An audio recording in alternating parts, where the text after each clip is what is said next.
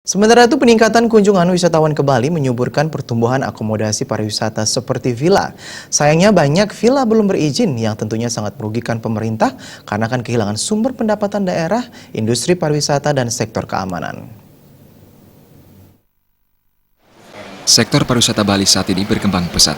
Kunjungan wisatawan domestik maupun wisatawan mancanegara ke Bali selalu mencapai target setiap tahun. Bahkan tingkat kunjungan wisatawan mancanegara ke Bali mencapai lebih dari 4 juta orang.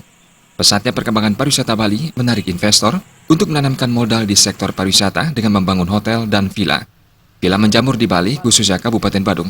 Menurut Sekjen Bali Villa Association BVA, Agus Made Yoga Iswara, sebagian besar villa beroperasi tanpa izin.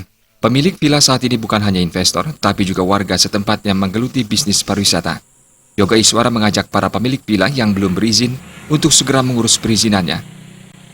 Melakukan standarisasi baik dari perizinan, kemudian standarisasi keamanan, pengelolaan produk dan lain-lainnya sehingga mereka bisa turut serta dalam berkontribusi dalam quality tourism. Jadi menjaga bagaimana Bali itu menjadi destinasi yang berkualitas.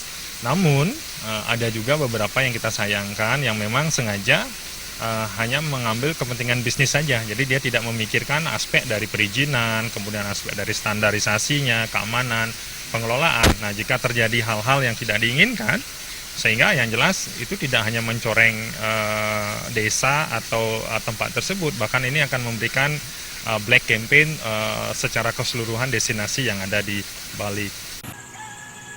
Made Yoga Iswara berharap pemerintah juga memberikan kemudahan kepada pemilik villa dalam proses perizinan. Selama ini, pengurusan perizinan diakui memakan banyak waktu. Semakin banyak villa berizin, semakin meningkat pendapatan asli daerah. Winata Bali.